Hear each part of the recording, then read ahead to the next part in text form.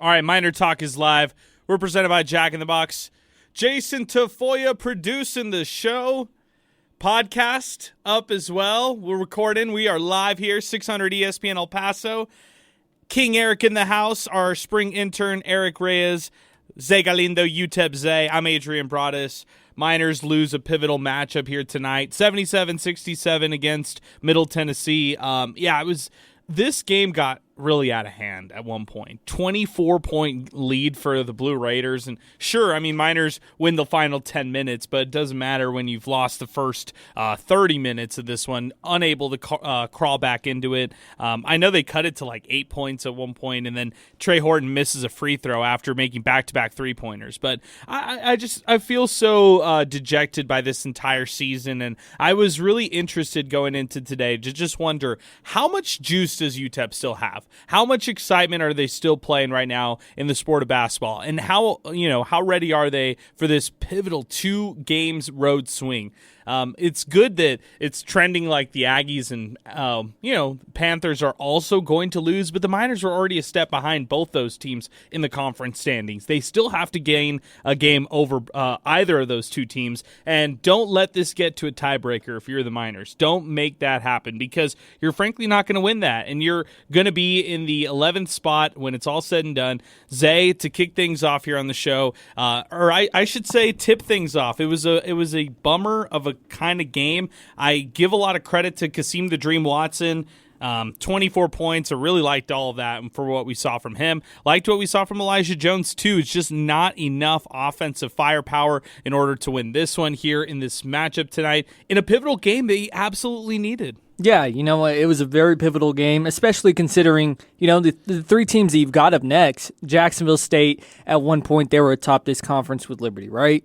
Kennesaw State just beat Liberty by 9 points, and Western Kentucky beat Liberty by 21 and handled NMSU, easily today. So this was probably the easiest game you were going to get of this 4-game stretch, and you just look. I don't want to be mean or anything, but they looked flat. Especially, they were not ready. Yeah, coming out of that second half, you could really tell they just, it didn't feel like they wanted to be there, and I can't speak for them, but like you said, Kasim, 24 points, that was a big game for him. A cool stat, I think he made 35 straight free throws, and then he missed a couple today.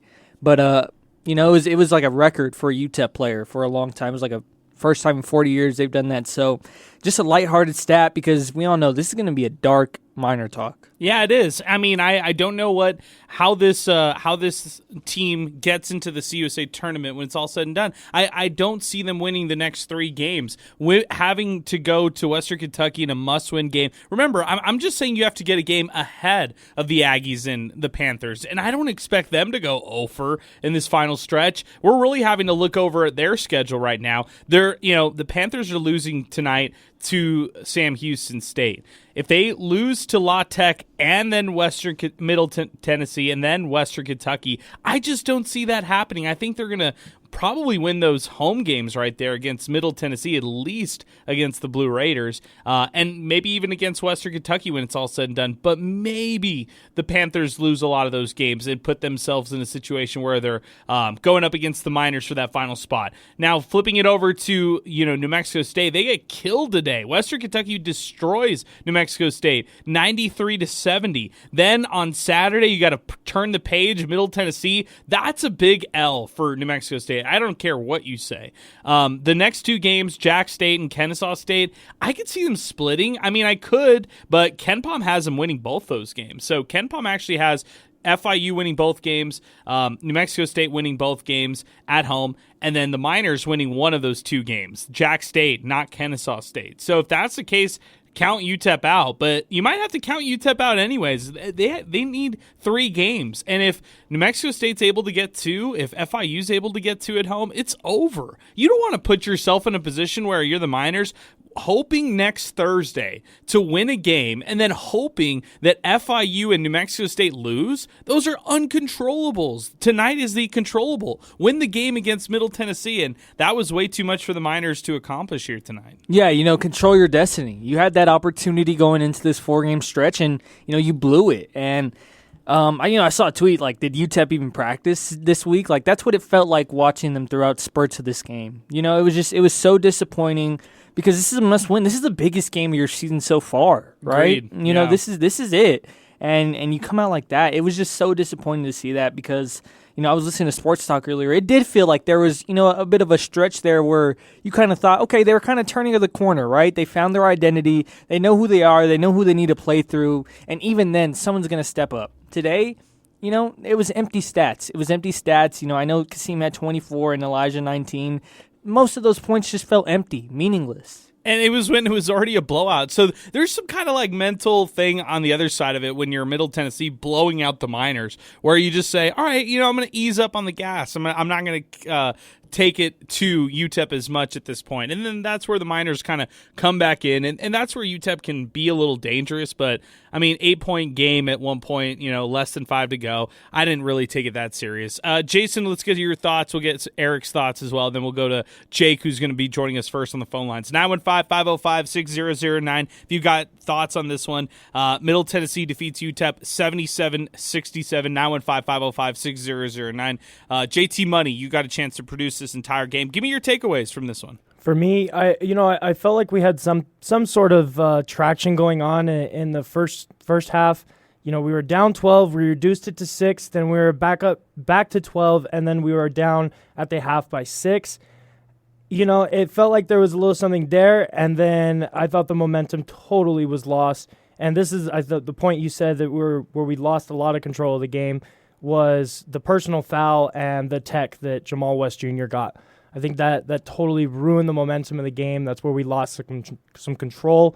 And that's when we started racking up fouls, and these guys, they came in and they made their free throws, and I think that's a really big part of why they scored on us so hard tonight. 915-505-6009. You just heard from Jason Tafoya. Here's Eric Reyes, who's our spring intern. Eric, give me your thoughts. Miners lose a pivotal matchup. They absolutely need it tonight. Again, just super frustrating. Just when you need it most, who's going to step up? Who's going to take it seriously? And it seems like nobody did. It seems like they didn't want it.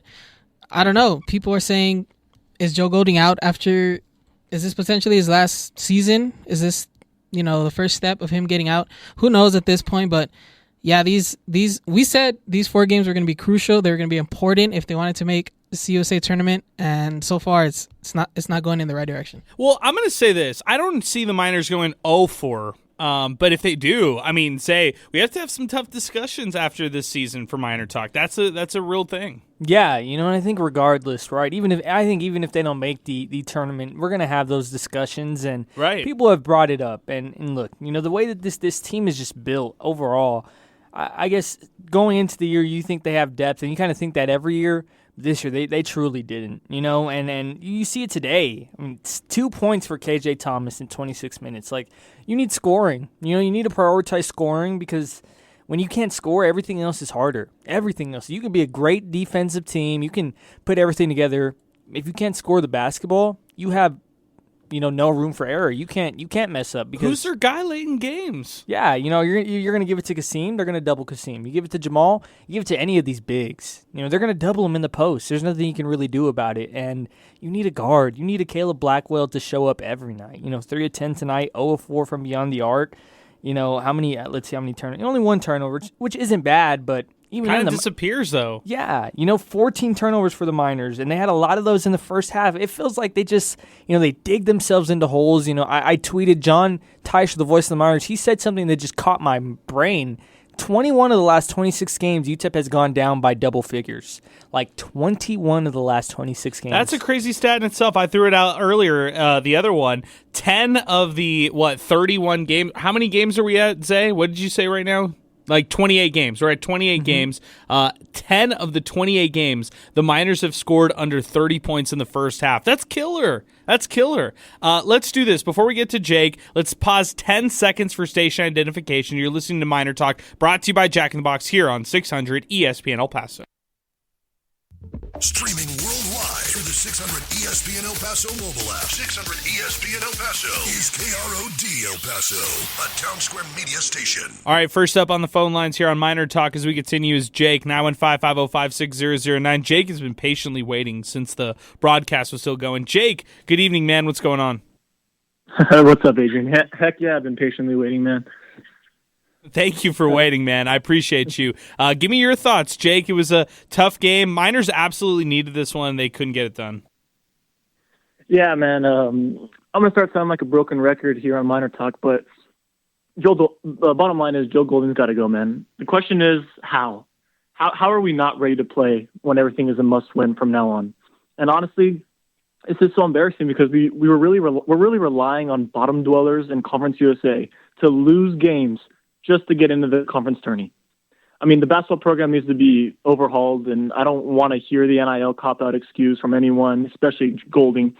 I mean, we're getting out-executed, out-coached, out-recruited by schools with less history, less resources, smaller fan bases. And it just hasn't worked. I mean, Golding's a nice guy, but it just hasn't worked. And he hasn't put together a team that can consistently rebound or score. I have some stats for you real quick, and then I want to hear your thoughts. UTEP's second to last in the conference in offense. They're second to last in point differential. They're second to last in three-pointers made, and they're last in defensive rebounding. We're 5 years in. Nothing's changed.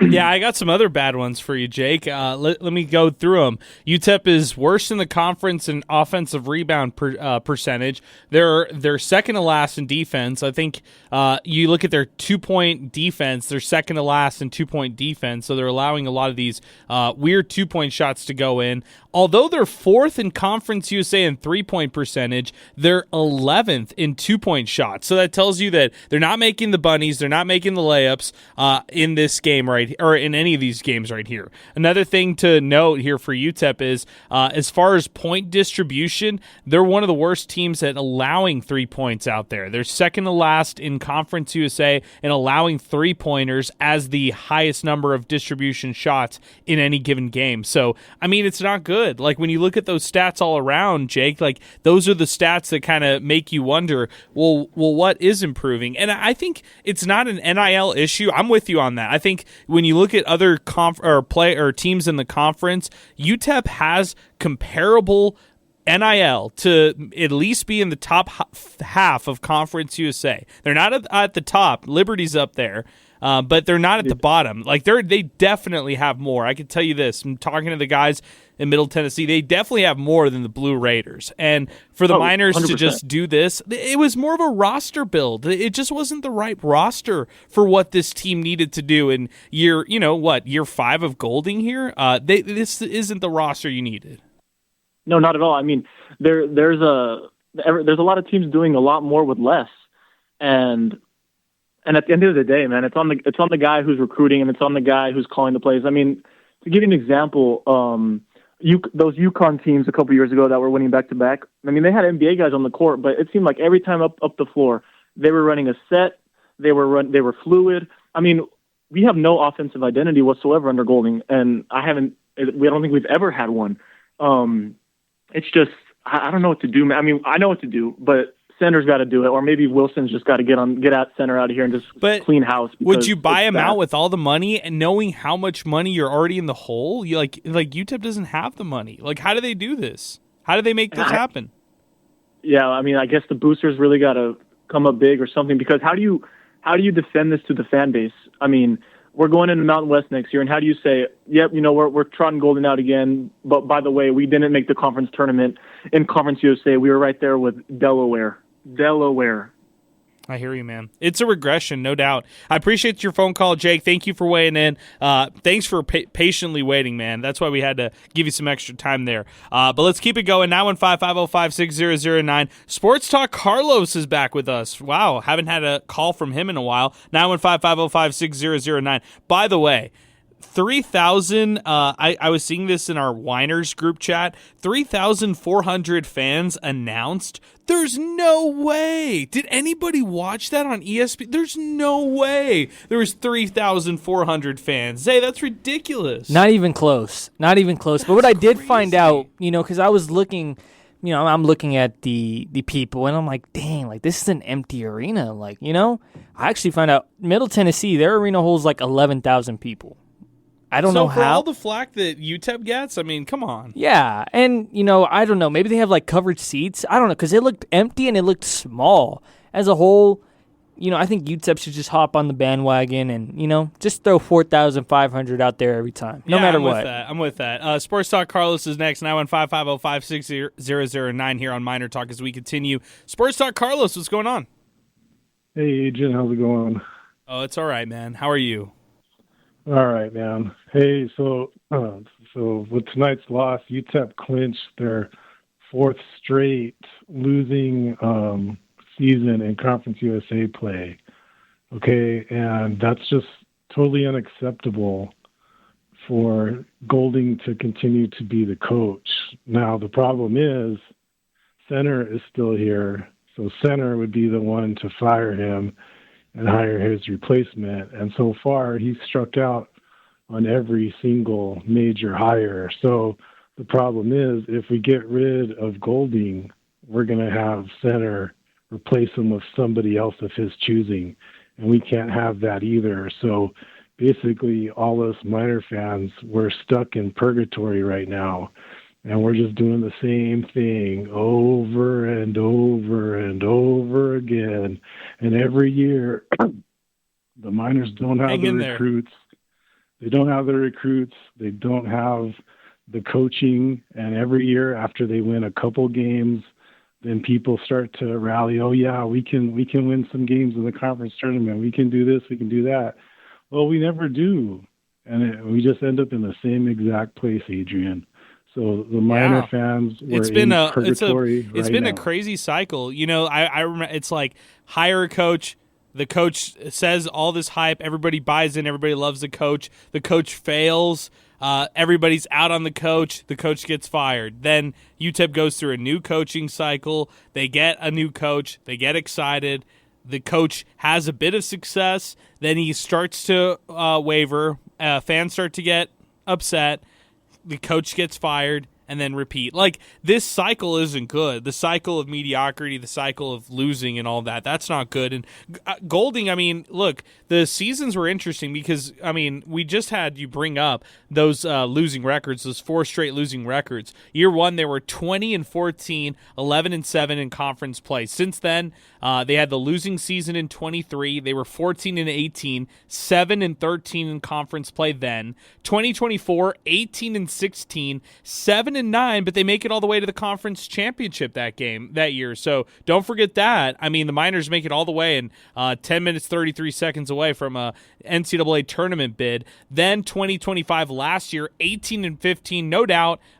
Bit of a disappointment of last season, 7-11 in conference play. This year, 10-18 so far, a losing season, plus 6-11 in conference play, like you mentioned, clinching the 4th straight losing season in conference play. Zay, is that a relevant stat to you? Do you look at conference play, or do you just look at overall? And like, if they go, they had a winning record back-to-back seasons going into this one, and if they take a step back, are you looking at that 4 in a row for a lack of success in Conference USA play as a ding to Golding? Oh yeah, I'm definitely looking at that conference record. I think for me it goes conference record against Division I opponents, and then overall record. Because, you look at those 18-win seasons and stuff like that, a lot of those 3 or 4 of those you can probably take off as non-Division I opponents, right? University of Science and Arts, University of the Southwest, St. Mary's at Houston. You almost lost that one.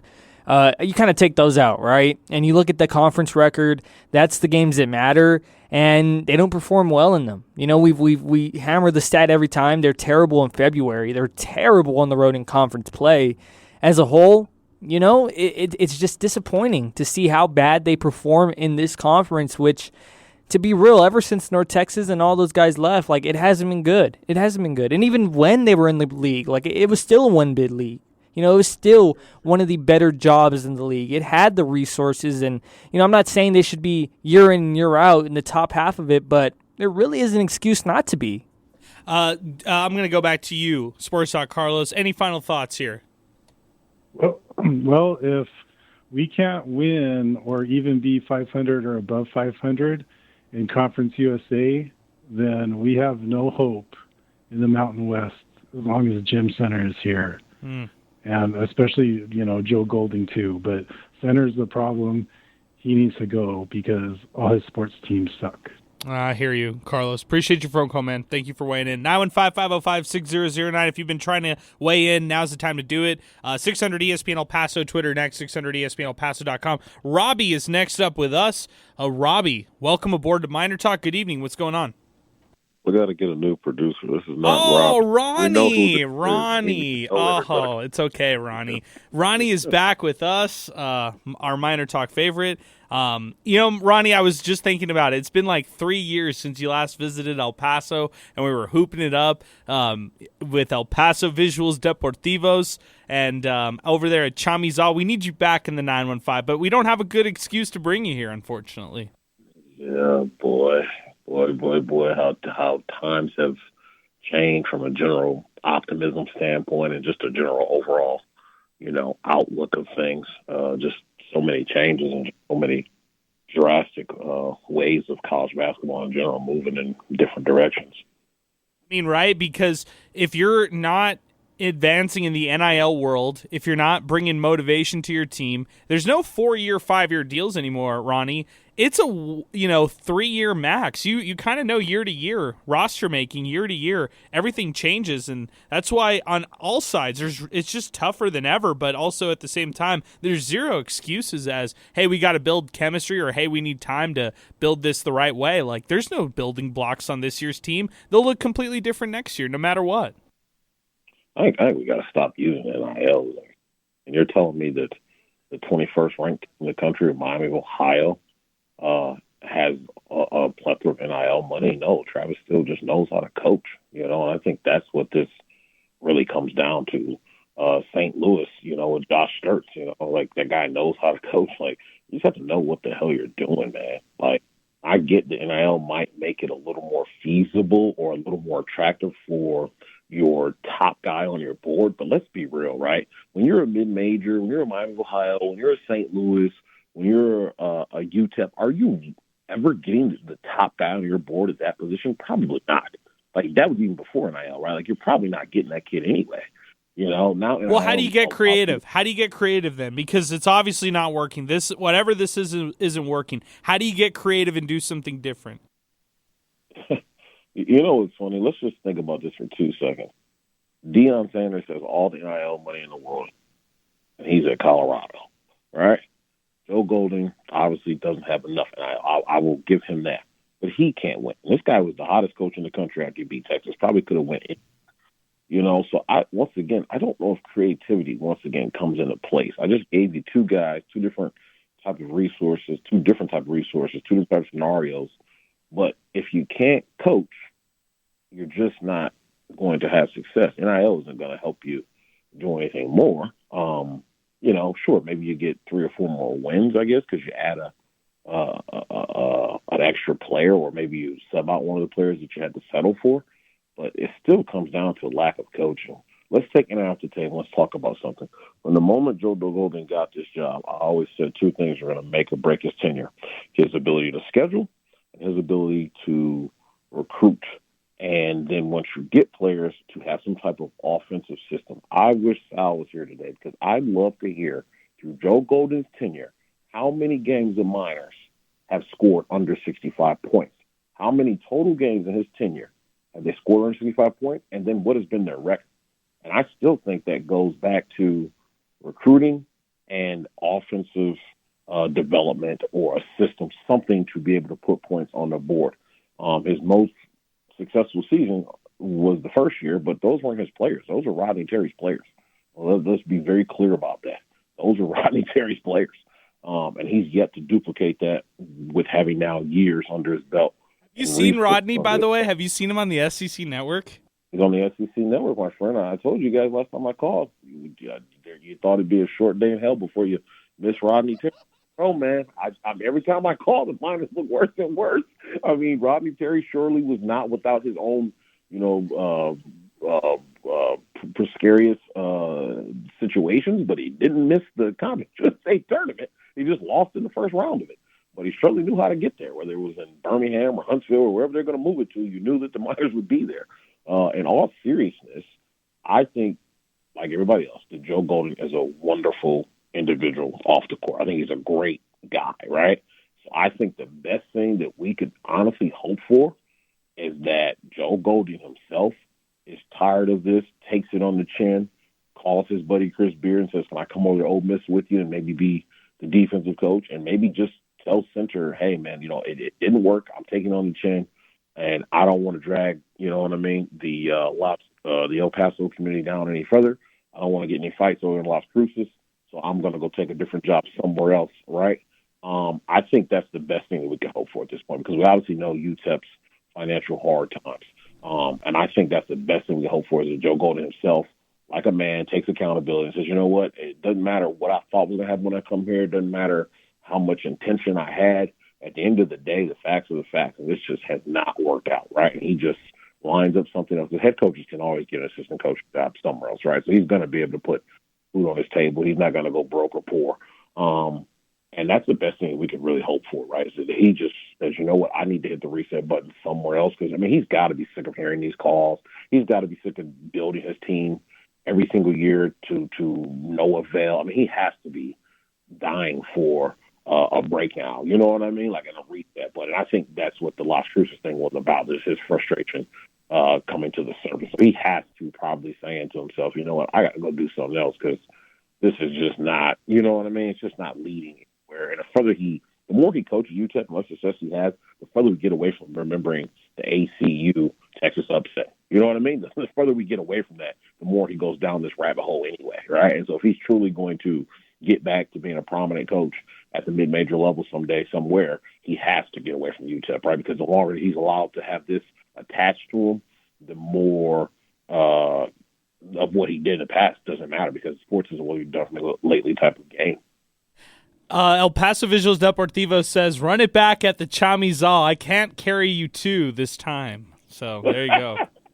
There you go, Ronnie. Yeah, okay. We'll see about that. All right, Ronnie. Good stuff, man. Appreciate your phone call. Thanks for weighing in. Here's the record, Zay. Here's before we bring Dave, who's patiently waiting, and Wilson, who's hanging on with us. 915-505-6009. Good stretch of calls here on Miner Talk. The question was, how many games has UTEP gone under 65 points under head coach Joe Golding, and what's the record? If I had to tell you the number, like the total number before giving you the record, would you say more or less than 30 games? Would you say more or less? More. Okay. They are 5-41. So they've done this 46 times. 5-41. UTEP's under Joe Golding's tenure gone under 65 points. 5-41. There's your record. There you go, Zay. Wow. Like, I don't know what I was expecting, but 46 games I was expecting, only 5 wins. I was not expecting that. 46 is a lot. That's a lot. The early years, it was always, this is a defensive-minded team. They want to keep you low scoring, and that's how they win games. But I guess that stat shows that even in the early years when they were a good defensive team, they still couldn't win low-scoring games. They when they couldn't score, they're forcing turnovers, this, that, and the third. Like it wasn't a winning brand of basketball at UTEP. It might have been a winning brand at ACU. It might have been a winning brand, wherever Joe Golding or anybody else who ran that kind of. I like gambling defensively. You're going to double. You're going to try and force turnovers, get in transition. It just never worked here. And that's why you see they've kind of gotten away from that, right? This isn't the teams of UTEP in the past, but even now, it's too late. They don't have offense, nor do they have defense, But before they had something to call themselves on, something to hang their hat on, it was defense. Now they have neither. And, that is just, it's insane to me. Only 5 wins, the 46 games as a whole. They just don't score. Go ahead, JT Money. You tell me. All right. Yeah, give me a sec, JT Money. Let's.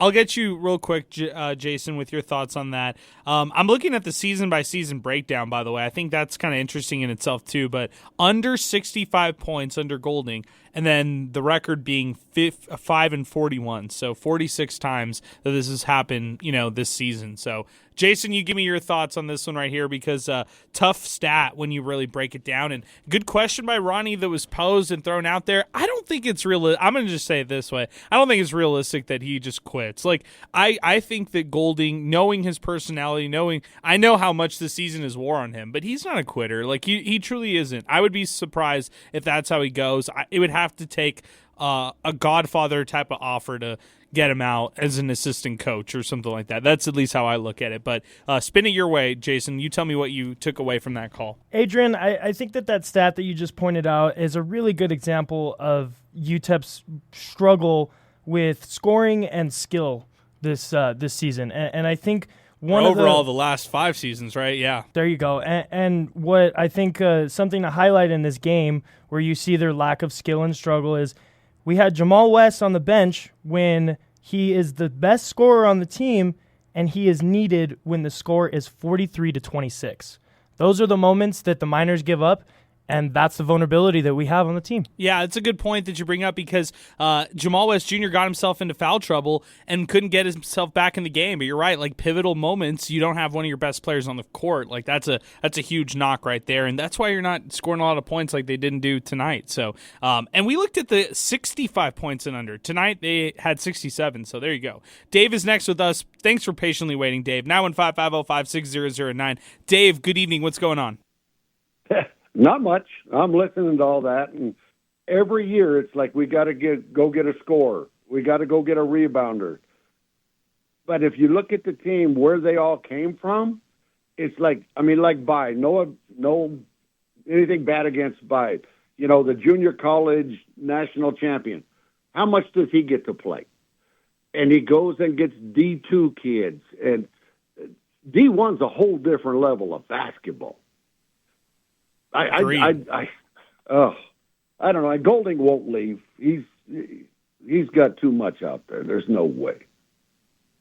I'm with you, but also like what you're basically saying is every year it's a big, every year it's a scorer they need. When is it going to be where they get at least one of the two? I don't know what the answer is. Maybe now, Dave, they could just go out and buy the two. They could just say, hey, look, we're going to buy the best scorer available at this level, and we're going to pay big money for them, and then we're going to also pay big money for a big because we haven't had a true center in a while at UTEP. Maybe even you could argue under Golding, period, since what? Titus Verhoeven, that's not a real true center. So the last true center you had, it takes a while for you to actually go back and find one. Matt Wilms, Hooper Vint, like it takes a while. Kevin Kalu was a different type of hybrid forward who played the stretch five and played at a pretty good level, but didn't give you the offense that you needed at UTEP. So my point is, in saying all of this, is you just need to level up in your players. But if you put all your eggs in one basket, or two baskets in that case, Dave, I mean, then what, right? I mean, then you're basically in a Tyrese Watson situation where if he's hurt or if the player doesn't perform at what you need at that value that you're paying for, then you're back to square one. So it just doesn't seem conducive or even like there's true return on investment in any of these guys. So you say get a scorer, get a big. I'm with you. Well, I think that's what you got to do. And yeah, it is an every year thing. You're right. You know, and I guarantee you, half these guys on this team aren't going to be here next year. No, it's just law of averages. It's not just here; it's everywhere. You're right.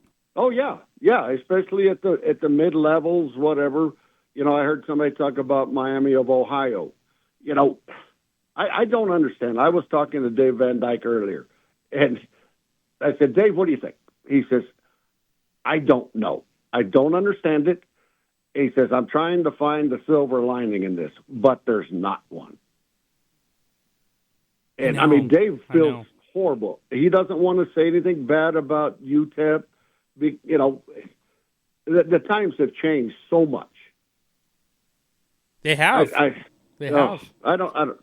Can you imagine how much he would go? Have left? Well, Golding has 2 more years after this because he signed a 3-year extension. So he's under contract for 2 more years. Stupidest thing ever, too. But anyway. Well, Dave, how much would Dave Van Dyke go for if he was to leave his sophomore junior year in NIL money? Like he would make 6 figures, no question. Oh yeah, we talked about that, and he said exactly the same. He says if there would have been NIL when I played, I'd have been gone too. No chance. Of course. Yeah. How do you keep anybody for UTEP? Oh, hell no. I mean, you look at Hardaway. He'd have been gone. You know, Jeep Jackson back in the day. Marlon Maxey. I mean, those guys would have been gone. Why can't we go back, get rid of this stupid NIL because it's ruining college sports? Sad thing is it's not going to be gone anytime soon. It's going to be even more prevalent than ever in the future. So It's just separating. It shouldn't be college basketball. It shouldn't be. There should be tiers to it. Like for UTEP and for all the mid majors to have to compete with the likes of Duke and Michigan. There's true David versus Goliath, and until there's a team who can push their way past all these others, there's really no answer to this. And it's it's just all college basketball. It's not just at UTEP, but there you go. Just kind of looking bird's eye view at NIL in general with Dave. Appreciate your phone call, Dave. Let's go to Wilson. Then we got Hunter, 915-505-6009. Wilson, good evening. What's going on? Hey, what's up, Adrian? How y'all doing today? Doing great. How are you doing this evening? Yeah, I guess great too, right? As happy as Miner fans. Yeah, we're great. We're always great here on MinerTalk, by the way. We always feel like we're in a better mood after we get a lot of calls like this. So, yeah, appreciate you, Wilson. A big community of people. I mean, obviously that care about the program, and I'm kind of with everyone else's frustration. I know, especially with Golding and his tenure at UTEP. Kind of just piggyback off of Ronnie was saying earlier, with Rodney Terry, a lot of like his tenure and like kind of towards the tail end, it seems like of his tenure, especially with as many people wanting him gone. It kind of reminds me of Terry's kind of exit as well. Everyone was kind of on the fence about Terry, about him getting an extension and coming back and coaching the Miners and, get scooped up to be an assistant coach at Texas. So part of me is like, hey, maybe, same happens with Joe and he gets, in a better situation somewhere else and, free up a head coaching position with us. I can't believe everybody's like missing. I can't believe this, Wilson. I can't believe you're out there missing Rodney Terry. And I have the receipts. I have the receipts from everybody. So I just want to revisit those. But it's funny that we're referencing this and referencing, can this happen again? When it happened in the first time, it felt like UTEP struck a gold mine. Like they got out of a contract extension that was just given to Rodney Terry at the time. How is this going to happen again? I don't think this happens twice. I mean, you just got to be hopeful, I guess, of anything as a Miner fan. And hey, maybe, the gods will look down upon us and be like, they've suffered enough. Let's right the ways for UTEP now. But my question kind of to y'all is like, if that were the case and say Joe were to get bought out or leave somewhere else, what would the direction, I guess, to y'all want kind of look like? I mean, personally, I feel like UTEP does, and Center likes to go after a lot of former people with head coaching experience and has been a head coach at places. But a part of me is like, I want to see a young guy who's hungry, and wants to take over a program and build it up, take over, especially the way things have been going with our run of head coaches as of late. Sure. I hear what you're saying, Wilson. I'm going to save it. We only have a week left, so I'm going to save it. I don't want to. I want to stay partial to at least this. I want to kind of tunnel vision on this season, but I will speculate and give hypotheticals next week. So I appreciate your phone call, Wilson. I think you gave a really good analysis all the way through. And I mean, you're a true UTEP fan. I hear where you're coming from and all this, and you're looking for somebody young in the future to lead this program to success. So I hear what you're saying. I would say this, as far as pattern, I can speak to this pattern of head coaches hired by this athletic department. Look at Scotty Walden. He's somebody who had head coaching experience. Look at Joe Golding, a guy who had head coaching experience in the past. Look at Dana Dimmel. Although he wasn't a head coach right away out of the gate, I should say when UTEP hired him, he was a head coach in the past with Houston and Wyoming, RIP. But also even Rodney Terry, he was somebody who coached as a head coach with Fresno State. So they've gone after a lot of guys who have that head coaching experience. That seems to be a big priority for them in terms of hiring. So just in terms of pattern, that's what I'll speak on the past. Going over to Hunter, he's next with us, 915-505-6009. We freed up some phone lines, so if you've been waiting to get into MinerTalk, let's do it now, 915-505-6009. Middle Tennessee defeats UTEP 77-67. Hunter, you're with us again, back-to-back games with calls from you. It feels great, but everybody's bringing back Rodney Terry. No, they're crazy. And I got to make this quick because I'm about to hit the mountains by Sierra Blanca, so I'll lose you. But that's not – Terry was a terrible coach. Golden just can't get players. We forget quickly. He was garbage coaching. Great Hunter, recruiter, everybody garbage forgot. coaching. Everybody forgot. Yeah, how quickly we forget. He was garbage. Golding did more with his players in 1 year than he did in his entire time. Golding just can't get players. Now, the question I'm going to leave you with is, I don't think they have the money to get rid of him, and he's not going to leave on his own. But obviously, we need some sort of change, right? So what is a realistic, achievable, accomplishable thing to change this offseason that will make them better in the future? And something has to change. It may not be Golding, but what is it? And I'll let you guys answer because I'll probably lose you anyway. Okay, thank you, Hunter. I appreciate you. It's a good question. I like it. Let's do this. Let's build up some suspense on this one right here. We'll take a break, our only break of the show.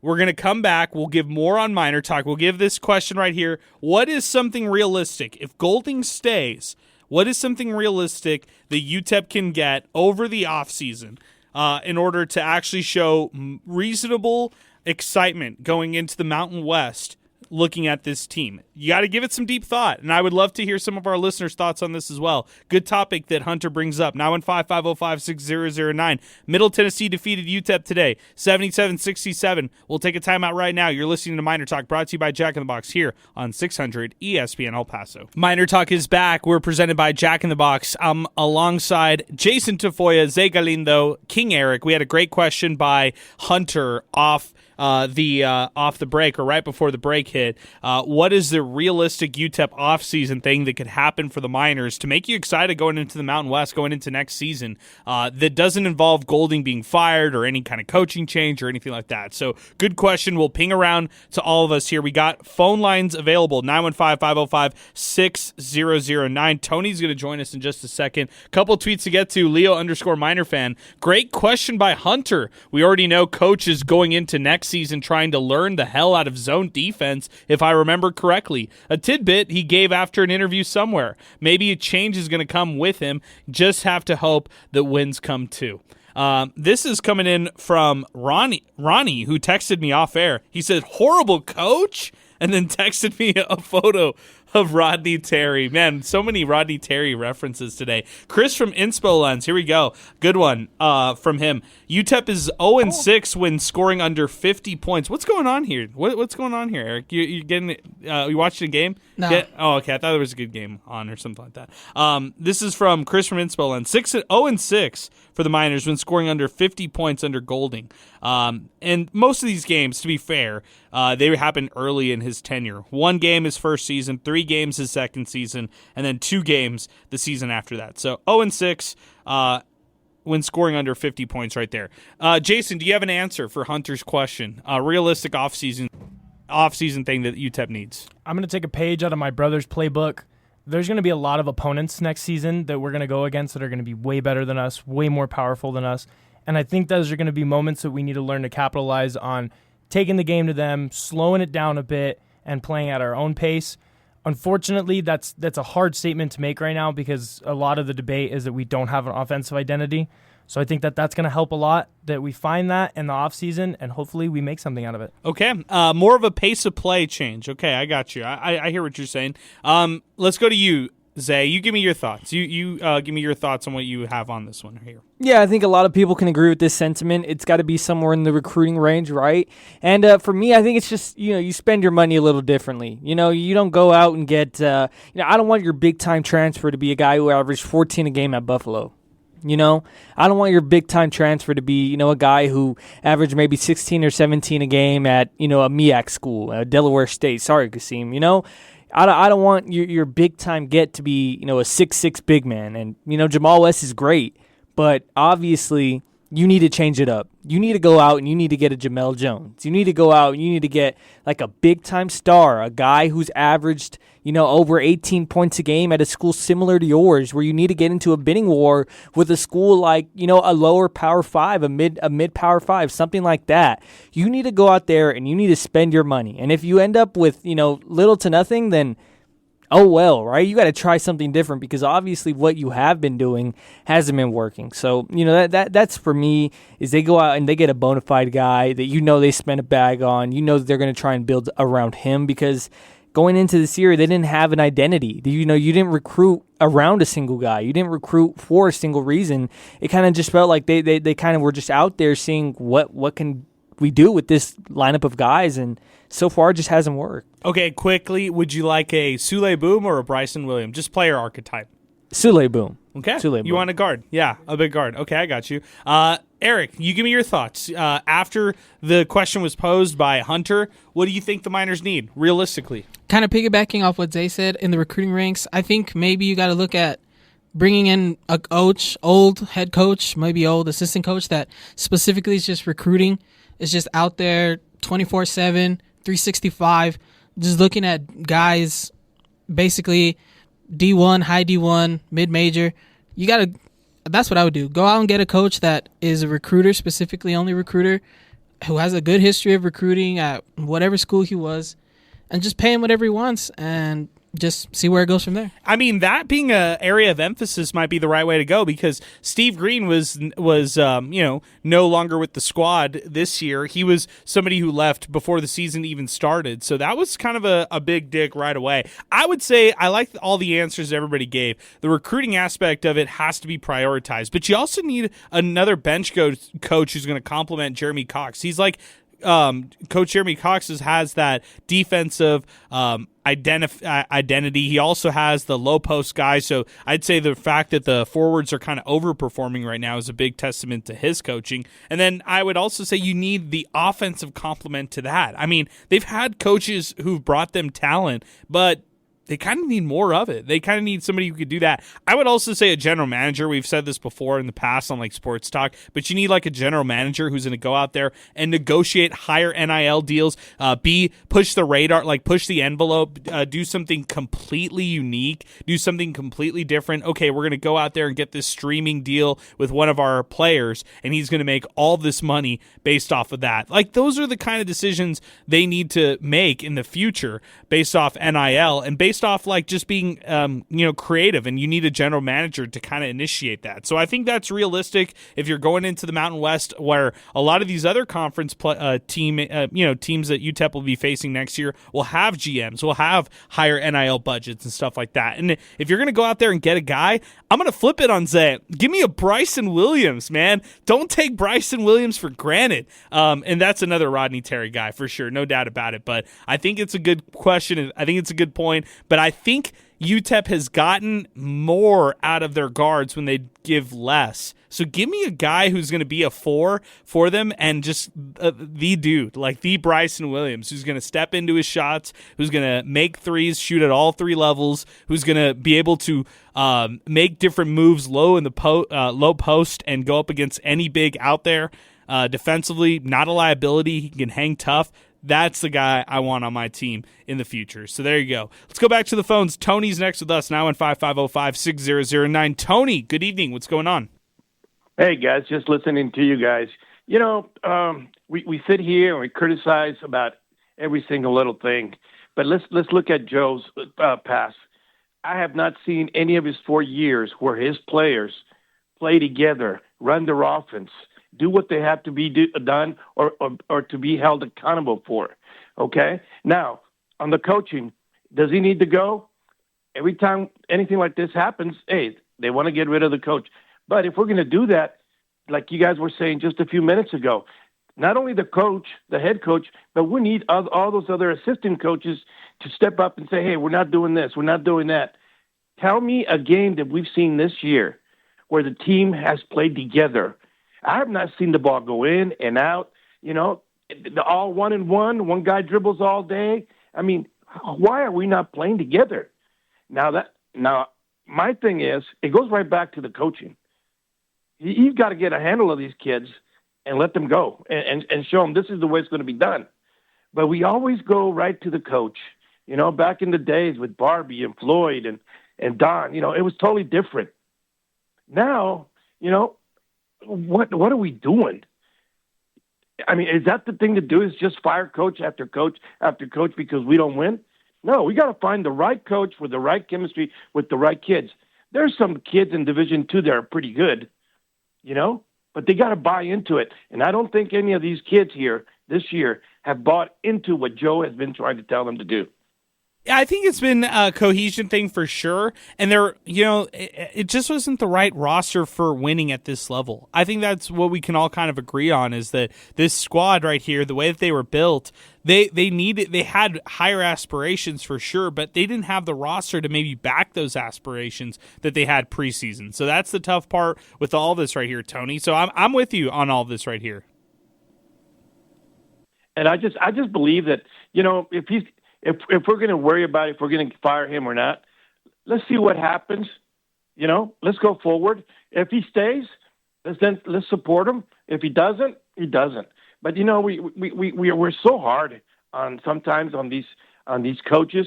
But you know what? You also got to blame them players, because if they really want to go out there and win, they should go out there and do 110%. I'm with you. I don't see that.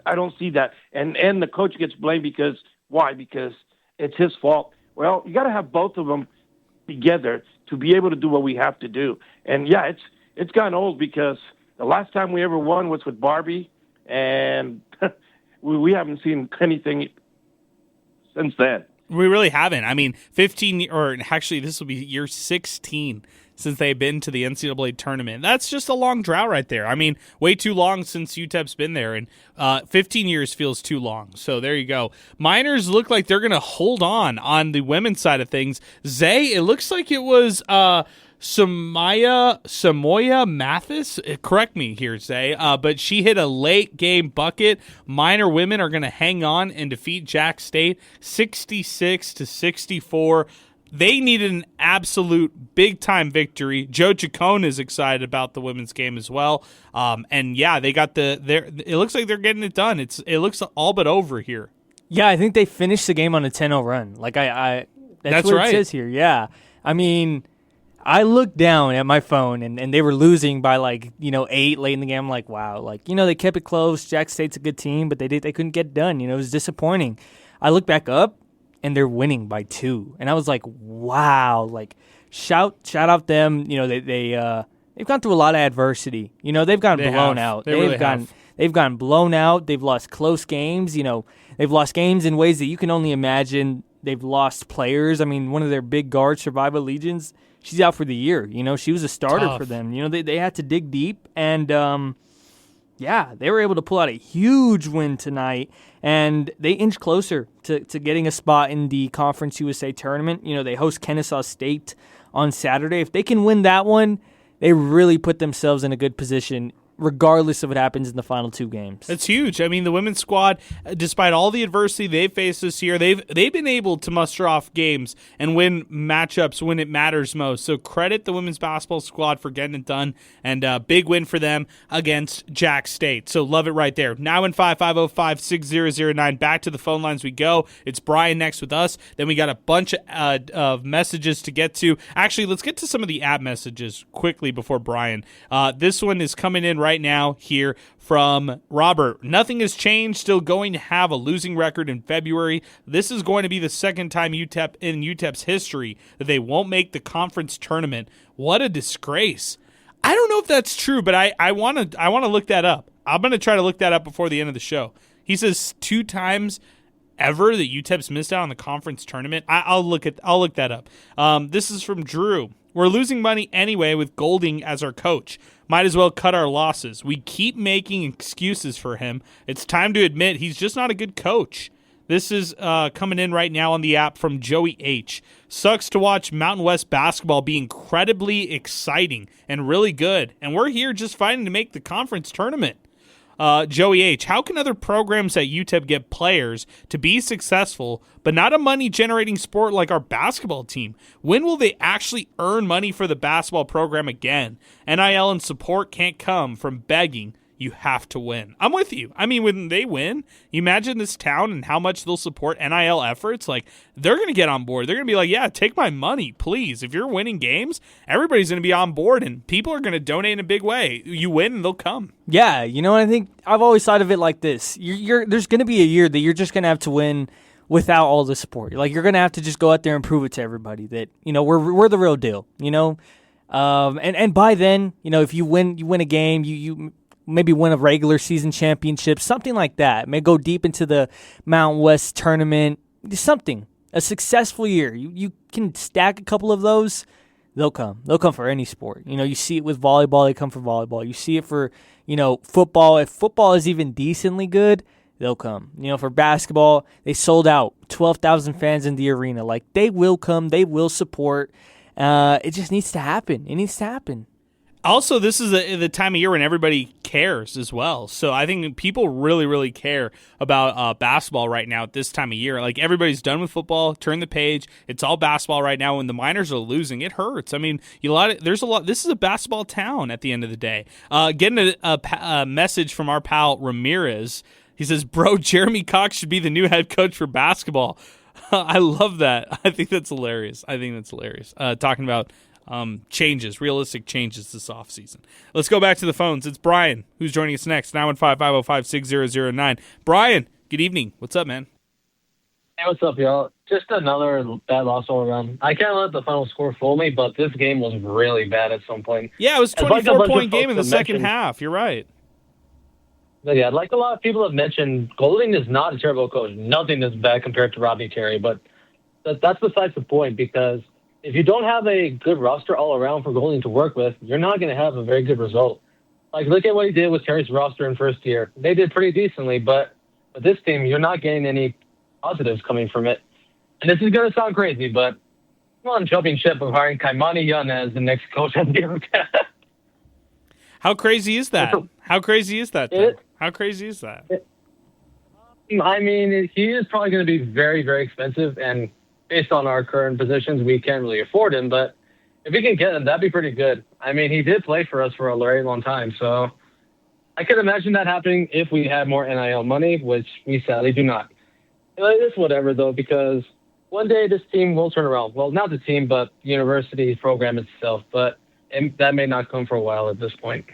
I'm with you, man. Hey, I appreciate your phone call, Brian. Thank you for weighing in here on the show with us. 915-505-6009, 600 ESPN El Paso, Twitter next. A lot of tweets to get to. Let's do it. All right, well, let's start off with this one. Leo, even if some miracle they get into the conference tournament, I don't see them winning a championship. Too many games need to be won for that to happen. Eddie Coronel, $3. Oh, no, this is from earlier today. This is from El Paso Visuals Deportivos. Yes, it might be good for his reputation, but there's no way a coach with a contract extension is going to resign and lose out on a lot of money. He has family to support. I'm with you. And then Visuals Deportivos says, "Dang, I made Ronnie break character and laugh." Paul Reynoso, how bad of a look will it be for athletics if both men's and women's teams miss this year's conference tourney? Good thing women are in the driver's seats, eh? Like, they got to keep winning or just do what they need to do here on Saturday, and they're in a good spot going into next week. They are, but I do think they still need some help, though. I do think they still need some help. That's going to be scary. Then it is a sweat it out type of finish. Okay. George Cooper, Mines basketball, UTEP basketball is a joke, but then so is college sports. I hear you there. Leo _ Miner fan. Oh, no, I already read that one. Let's go to some other ones. This is from UTEP Sports Guy. He says, UTEP is getting blown out with 16 minutes left in the second half by 13. Middle Tennessee, or by 13 and 14, Middle Tennessee. This is embarrassing. Golding has to go along with center. Boosters need to pressure Heather Wilson to make moves now. Golding's tenure has been such a disappointment.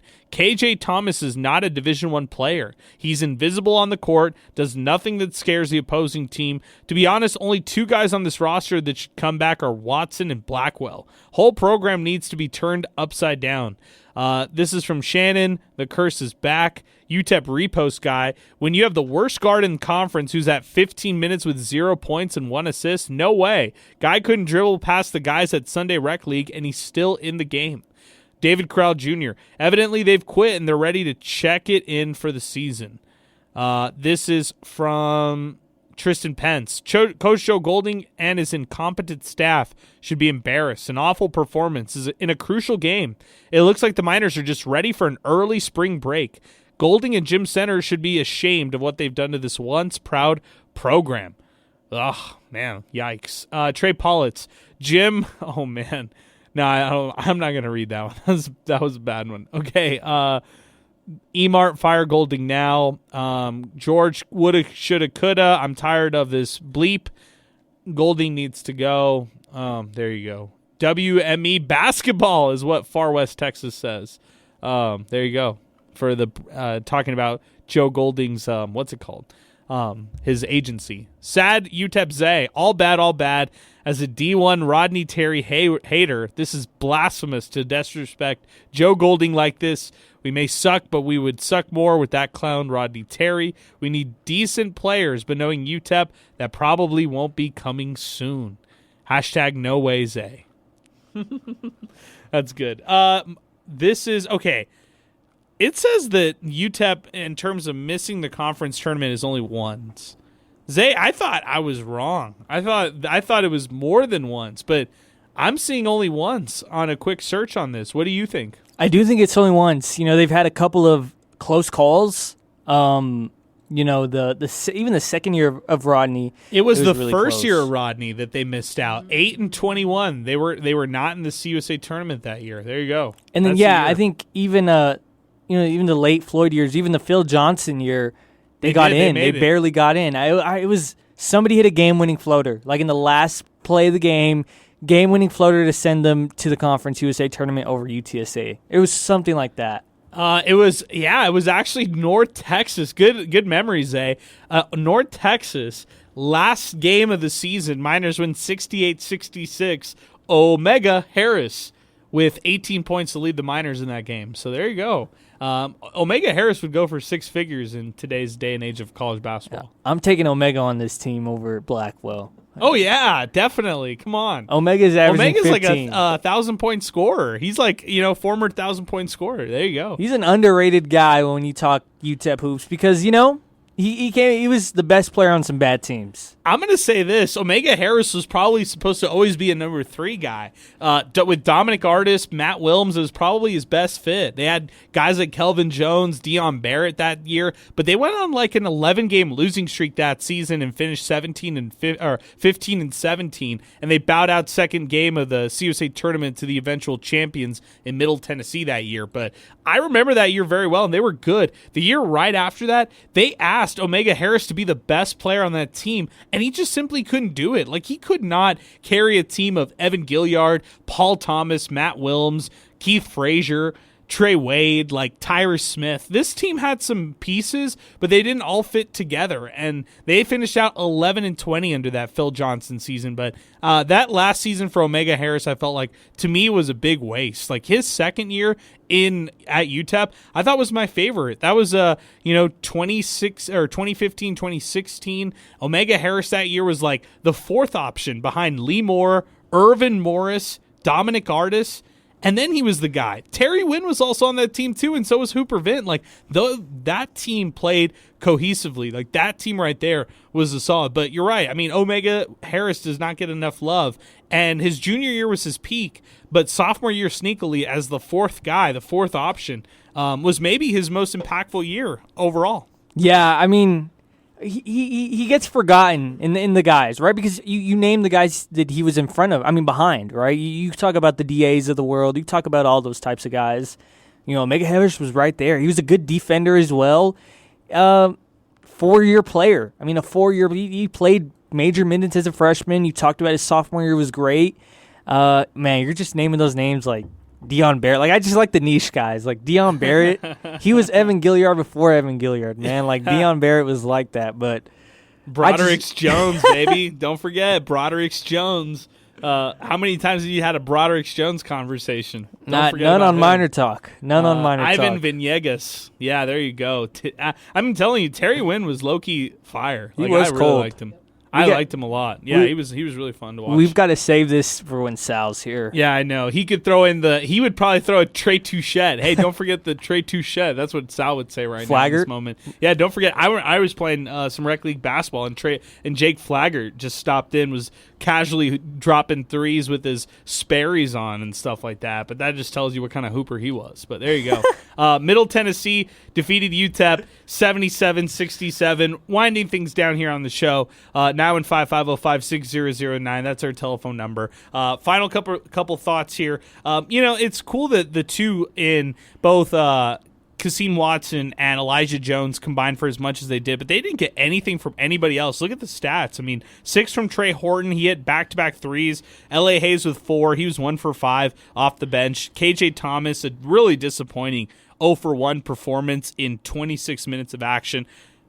Blackwell was 6 only. Jamal West Jr., 4 points, fouls out. I guess this is a good time to say, we feel for Jamal West Jr. I mean, Zay, even though he had the bad game tonight, I mean, this is a player right here who's been the bread and butter, the MVP of this year's team, and it's sad that, he has been dealing with so much today, knowing that this was the anniversary of his dad's passing. So for all that he's given UTEP, he definitely gets a huge pass on a game like this, even though it was big, even though, the Miners absolutely needed it tonight. Like, I can't imagine him. And he's been kind of the catalyst to this team. Like, everything we hear off air or even on air is that he's like one of the big leaders and vocal leaders with the squad. Yeah, and you don't see it on the court crazy, but you can tell, like, these guys look up to Jamal. Like, he's Unk in the group. Yeah. Perfect. That's the perfect way of putting it. I mean, they look up to him. They feed off of him. If he's hyped, you don't see him show a lot of emotion. He kind of just goes through, I wouldn't say goes through the motions, but he just, he puts his head down. He scores buckets, and the guys love him. And the fans like him too, because without Jamal West Jr., this team would be below water. They would have drowned. They would have been already, the lifeguard wouldn't have even be able to get them. They would have been done. So, got to give a shout out to him. Edgar Montiel texts the show. Who's worse, Jake Flaggart or Trey Horton? Oh my goodness, it's Horton. Come on, Jake Flaggart was the best player in college basketball at taking charges. Don't forget this. Don't forget, like, maybe best Miner of all time in taking charges, Edgar. So don't forget, like, Trey Horton. You can't give him best of any of those categories. Like, Jake Flaggart would literally go in the middle and he would hunt for charges. This guy was the guy for hunting charges left and right. So I'm going to give that to Jake Flaggart, not even close. Let's pause 10 seconds for station identification real quick. We'll come right back. We'll wrap up Miner Talk, presented by Jack in the Box, coming up right here on 600 ESPN El Paso.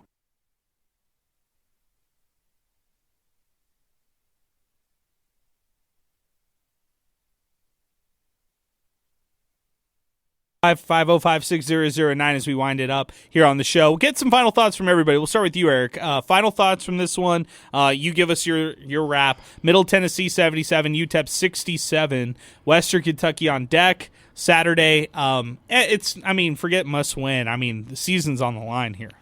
Yeah, I think we all agree that out of these 4 games that were left, this was probably the easiest one that you could chalk up as a win. Not necessarily easy, but this was the one that you thought they would win. Just disappointing. Just what is there to say? What else is there to say? Saturday and next Thursday and next Saturday are huge must wins from here on out. Kennesaw beat Liberty, so that's going to be kind of scary. They're going to have momentum going into next Thursday. They beat Jacksonville State once. Could they do it again? Tough. Western always gives UTEP a tough game. They always fight hard for that game, so it's going to be tough, man. But, yeah, these next 3 games are huge, huge, huge. Well, Western Kentucky beating New Mexico State by 23 doesn't give me a lot of hope, at all here for this matchup coming out on Saturday. JT Money, you give me your thoughts. Wrapping up this one tonight, it was great to have you on board, man, and it's good to see you and Zay finish up a whole show solo dolo on your sides. Great job by both of you guys, and it was great to see you work with us here on Miner Talk too. We didn't have too many of these this season, but it's good to see this here happen tonight. Well, I appreciate being here, and I always enjoy being here. The beauty about Miner Talk is that you have different voices that come in, and we all have different opinions, and at the end of the day, we get a little bit of a little bit off our mind when it comes to UTEP basketball or just UTEP athletics in general. My final thoughts for this game, I'm going to take the easy route, and I'm going to really give Kasim Watson a huge shout-out here, 24 points. I thought the most impressive stat for him tonight was 4 for 5 from the three-point line. Thought that was really good for him, but unfortunately this was a hard loss for the Miners because the next few games that they have are going to be really competitive and they're going to be tough for the Miners. I think, bouncing off of Eric's point, will the Miners play in fear And will that be good for him? Possibly so. It might be. If in a must-win pressure situation, maybe the Miners rise to the occasion, or maybe they've already packed it up and kind of look toward the end of the season and the offseason ahead. Zay, I am not in action on Saturday. You'll be manning the booth, hosting Miner Talk, helping out with Sal. I'm excited about that.